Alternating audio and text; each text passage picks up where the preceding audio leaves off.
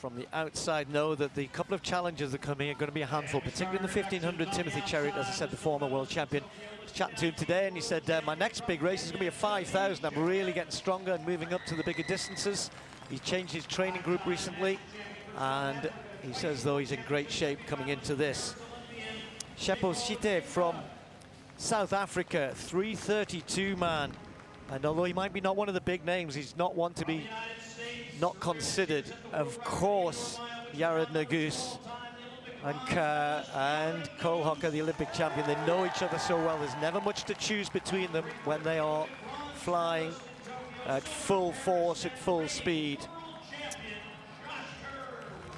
So Josh Kerr just being introduced. Just while they're being introduced, we'll go down them carry lane one by one here. As we see Hangura and Ball, we're going to see two of the 800-meter specialists just here. But what would the 1500 guys? I'm looking for who's the leader? Who's going to take this out? Who's going to make it a true 1500 race? I mean, I think we're going to see Cole Hocker go up front, or maybe Yared Nuguse. He has to be able to run the legs out of these 800-meter guys. We do not have Wanyoni here. Emmanuel Wanyoni, who was the 145 guy that won so surprisingly, maybe, over the 1500, he just sat and used that 800-meter speed. This guy right here cannot let that happen again. I'm going to throw quickly to you, though, that they might say Wanyonyi is going to be a great 1500-meter yeah, runner. And actually, sure. The other 800 lads here have less of a pedigree, so we might see something similar again, or not.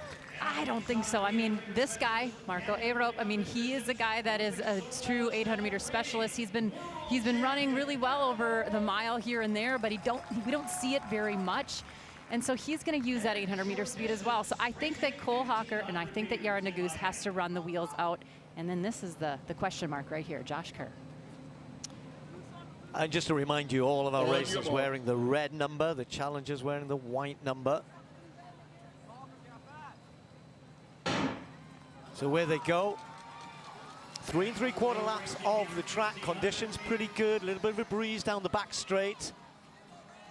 What will we see here? And the 800 guys, Ball, Hangura, Arup, all they want to do is just sit and hope that it's slow. And if they can slow from the front, and here we go, Carrie. It's not slow. Yeah, well, I'm not as surprised as you might be, because I just think if I was looking at it as one of those guys, I'd go, take Wanyonyi out of the equation. He's not here. Now we're back to we know what we understand, and these guys are good at tactical 1500-meter races. They are. All of them are good at tactical. We have seen even the 1500-meter specialists be able to sit and kick, but today they're all thinking about today. You know, you have to do that. We learned that in Jamaica. You can't really hold anything back for the other races. You got to put it out there, and I think we're seeing Yared Nuguse now. It's not a real hard pace. We're seeing him be up where he wants. Staying out of traffic, that's the other thing.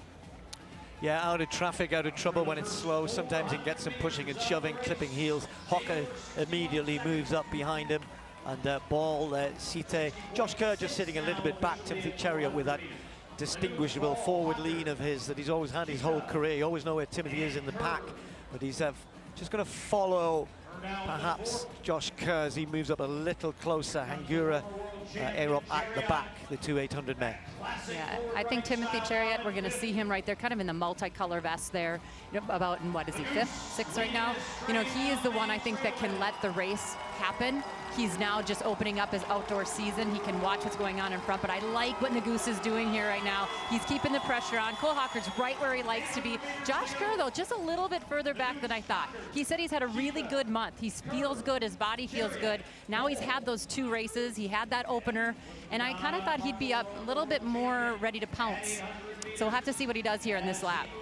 Well, I think, you know, Josh is probably doing the right thing, just moving nicely closer. As you were talking, Harry, he's probably heard you in his ears and thinking, yeah, I need to be a little bit closer to my 2 big rivals here, the Olympic champion Cole Hocker, Nuguse leading it. He threw a 57 in there between 300 and 700 and trying to maintain that, but it just feels as though it's slowed again a little bit. And you can see that by Arup's moving up in the all white at the back there. That's a bit of a surprise. He just needs to stay there, really, just hang with the pace. But look at this. I like what he's doing. Yeah. Move with about 500 to go. Get up into position. You know, Josh Kerr now feeling that pressure, moving up a little bit. But Cole Hocker here, this is where he doesn't want to be, is on the inside right now with 4 to go. Nuguse leads. Josh Kerr, the reigning world champion, on his shoulder. Arup, the 800-meter specialist. Are we going to see a repeat of what happened in Kingston, where the 1500 guys can't hold off the pace of the 800s? Nagusa's already looking a little bit tired here. Peter Ball moving up on the outside. Timothy Chariot not too far away. Kerr's got some traffic to get through there. They are flying down the back straight. Nagus doesn't want to give this one up, but Arop, can he find something? Has he got the legs? Has he got the endurance to sprint off this sort of pace? This is anyone's race here. Cole Hocker, who normally would be so good here, has got to find a gap on the inside. He's got to hope that Nagus moves out in the home straight. Kerr moves wide.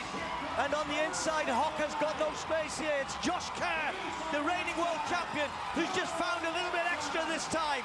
And he's going to get to the line first. Kerr takes it from Nagus, from Hocker. The three specialists finally got out on top. And Kerr loves that. That is a big comeback for the man from Scotland. You know what? This has been a big day for him. I mean, Josh Kerr had to run such a smart race, and he did. I was worried he wasn't going to get in there and have that sharpness that he needs. He's been coming back, fighting back from whether it was a little illness or a little bit of a hip injury. It wasn't Josh Kerr in the indoor season. Now he has this one win. Look out, but he is fired up. Well, if you like your stats, around 39.4 last 300 meters, and that's shifting for these guys. Hocker just blocked off again. He took a gamble, Carrie. Yep. You know, when he's sharp, he can handle, you know, a step back and a move out. But right now, he's not quite as sharp as he wants to be. And Josh Kerr isn't sharp either yet. But he has that speed, endurance. He has the strength, and he has the will. He was ticked. He was ticked in Jamaica. He didn't like what happened there. He went home, he put that work in, and he is going to be fired up now. Just a little word of warning, guys. In fourth, Hangura, this very talented young Botswanan 800-meter runner, and Peter Ball, the Australian 800-meter specialist. They finished fourth and fifth. They are not out of it for tomorrow. They are not out of this slam, because Kerr, who's got the 12 points here, would be the first to admit 800 not his best event. Confirmation then of the result, mainly the points and the positions there. The important thing, the time, a 3:34.51. That's almost chicken feed for these guys and what they're capable of. But a tactical race that built. Nagus did all the hard work, ended up with second, held off Cole Hocker for the third. But as I said, just watch out there. Good points for Hangura and Ball. Crave.